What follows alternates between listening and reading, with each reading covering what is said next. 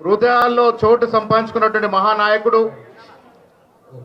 ఇవాళ మూడవసారి 400 సీట్లు పై వస్తాయని ప్రగల్భాలు పిలుస్తున్నటువంటి బీజేపీకి ఒక గుణపాఠం చెబుతూ పెద్ద సంఖ్యలో సీట్లు సంపాదించి అధికారం కొద్ది దూరంలో ఉండిపోయినప్పటికీ కూడా కుంగకుండా ఈ దేశ ప్రజల కోసం మేము ఎక్కడ కూర్చోవడానికన్నా సిద్ధమని రాహుల్ గాంధీ గారు ప్రతిపక్ష హోదాలో కూర్చున్నారు.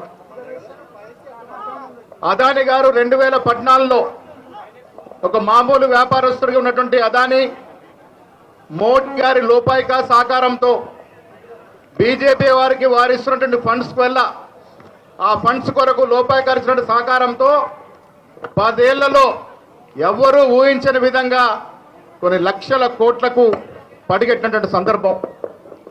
ఈ సంపాదించిన తీరే కాకుండా సెబీ చైర్మన్ని లోపరుచుకొని మభ్యపెట్టి కృత్రిమంగా అదానీ గారి షేర్లని కృత్రిమంగా పెంచుకోవడం వల్ల ఈ దేశ ఆర్థిక పరిస్థితికి విఘాతం కలిగిందని నమ్మినటువంటి రాహుల్ గాంధీ గారు జేపీసీని డిమాండ్ చేశారు.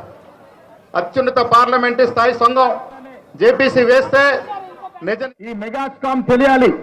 అదానీ అంబానీ దోస్తి వల్ల దేశ ఆర్థికకి ఎంత విఘాతం కలుగుతుందో ప్రజలకు తెలవాలనే ఉద్దేశంతోనే రాహుల్ గాంధీ గారు, ఖర్గే గారు ఇవాళ ఈ ర్యాలీ అండ్ దీక్షకి పిలిపించినారు.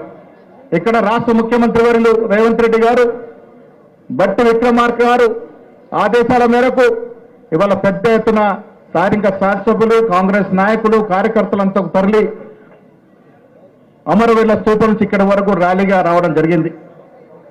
ఇవాళ దేశ ప్రజలకి ఈ దీక్షల ద్వారా యావత్ రాష్ట్రంలో రాజధానిలో జరుగుతున్న ఈ నిరసన దీక్షల వల్ల అదానీ అంబానీ దోస్తానే కాకుండా ఆర్థికంగా ఏ విధంగా వారికి లోపాయకరంగా సహకారం చేస్తా ఉన్నారు, ఏ రకంగా ఈ బడా వ్యాపారస్తులు పెరుగుతా ఉన్నారు, ఏ రకంగా పౌరులు చితికలు పడతా ఉన్నారో తెలియాల్సిన అవసరం ఉంది. కాబట్టి అందుకే ఈ ధర్నా కార్యక్రమాన్ని ఏఐసిసి పిలుపునిచ్చింది.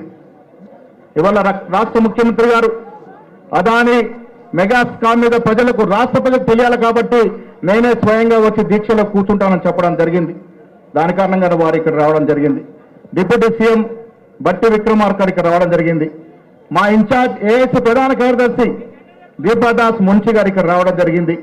ఇదే సందర్భంగా ప్రజలకి వాస్తవాలు తెలియజేయడానికి వచ్చినటువంటి సీనియర్ కాంగ్రెస్ నాయకులు సల్మాన్ ఖుర్షీద్ గారు ఇక్కడ రావడం జరిగింది. వారితో పాటు సిఎల్పి నాయకులు జీవన్ రెడ్డి గారు, మంత్రివర్యులు, ఎమ్మెల్యేలు, ఎమ్మెల్సీలు, చైర్మన్లు, జిల్లా కాంగ్రెస్ కమిటీ అధ్యక్షులు, అనుబంధ సంఘ అధ్యక్షులందరూ కూడా ఈ దీక్షలో పాల్గొంటా ఉన్నారు. ఇప్పటి వరకు చాలా మంది వారి సందేశాన్ని ఇచ్చారు. మంత్రులు మాట్లాడినారు, శాసనసభ్యులు మాట్లాడినారు, శాసన మండలి సభ్యులు మాట్లాడినారు, అనుబంధ సంఘ అధ్యక్షులు మాట్లాడినారు, చాలా మంది మాట్లాడినారు. ఇప్పుడు ఇంకా పెద్దలు సమాచారం మీకు సందేశం ఇవ్వాల్సిందిగా ఉంది కాబట్టి నేను మొదటగా పెద్దలు, గౌరవనీయులు, సీనియర్ మోస్ట్ కాంగ్రెస్ నాయకులు సల్మాన్ ఖుర్షీద్ గారిని I request Salman Khurshid ji to speak.